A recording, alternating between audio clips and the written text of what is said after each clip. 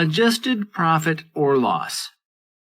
David's draft financial statements for the year to 31 October 20X6 report a loss of $2,972.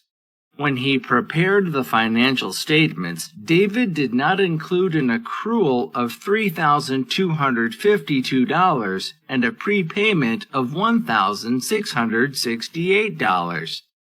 What is David's profit or loss for the year to 31 October 20X6 following the inclusion of the accrual and prepayment? Answer: original loss, negative $2,972. Accrual, negative $3,252.